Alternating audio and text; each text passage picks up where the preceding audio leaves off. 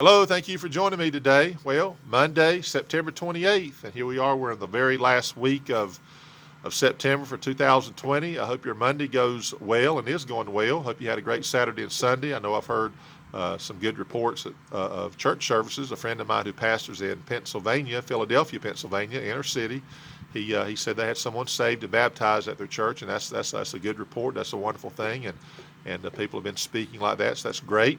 And so we want to continue that sort of thing in this country. Well, we're going to jump right into our devotions. Of course, last week we finished one up and we began a new one today.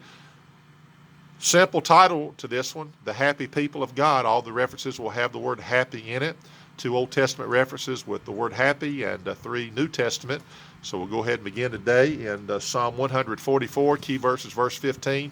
And we'll begin in verse number 10. So we'll let you find that. Thank you for all who watch our videos. We appreciate it very much. I know in the last week or week and a half, we picked up, I think, 3 more subscribers on the YouTube end. So we appreciate that. Welcome aboard.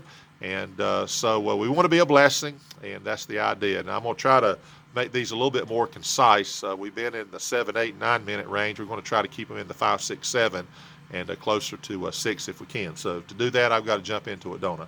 Okay, Psalm 144.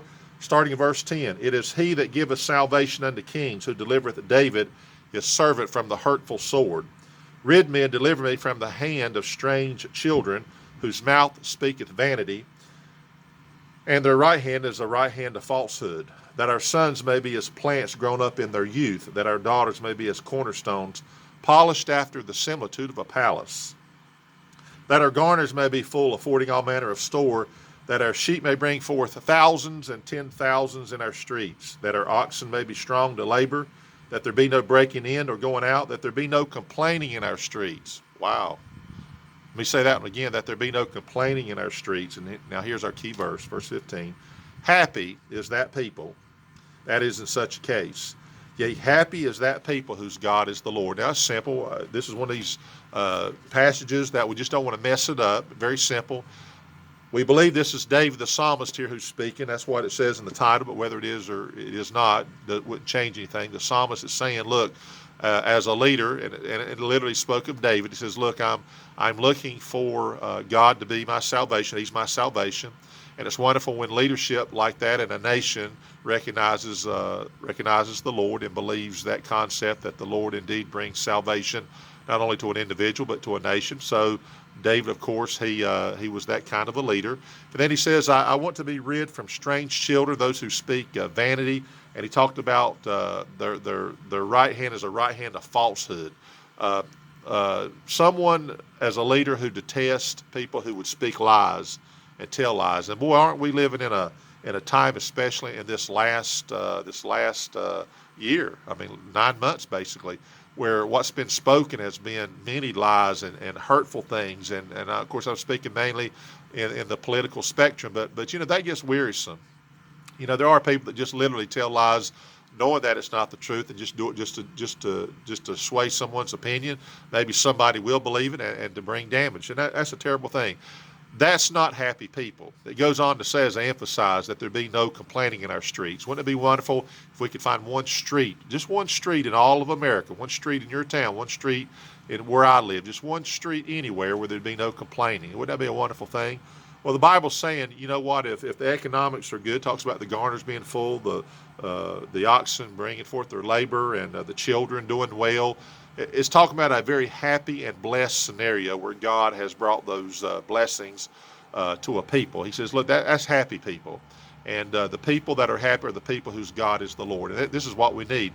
This is why we need to hear more reports of people getting saved. We need to hear church services going well, despite how you have to do things. Just knowing that the Lord said He'd meet there, and you love the Lord, and everybody together loves the Lord together. You love each other. That's happy people. And you know what it's like to meet someone who's happy and upbeat, and sometimes they have the same problems you are. We're all going through this same scenario of COVID-19, social unrest, and all the things going on in the political spectrum. All of us are going to be glad when the political situation has simmered down, if it ever will. But the point is, you can be happy, and the key to happiness, of course, is where God is the Lord, and that's important here. So obviously, if I'm speaking to people, you know the Lord, then let other people know you know the Lord. When's the last time you heard somebody humming a hymn or singing a song of the Lord? Someone said, "Now, what is that you're doing there?" Or how about people that used to whistle? You don't hear people whistle much anymore. Just whistle some little tune, and people you just look at them, man, they're happy. People washing dishes, humming and singing, and I know washing dishes is not something they necessarily be happy over, but you can be happy anyway. But I think you get the idea. So let's make this a happy week, because if you know the Lord, we can let other people know that, and just be happy. Even if you don't say it, someone's going to look at you and say, "Man, you're different," and maybe give you an opportunity to say, "Look, yeah, I know the Lord, and everything's going to turn out all right." So I hope you have a wonderful week. We're going to cut it off at that. We're going to give you 4 more references this week concerning happiness and using the word happy. Hope you have a great day. Hope you have a happy day. Hope you are happy, and have a great day.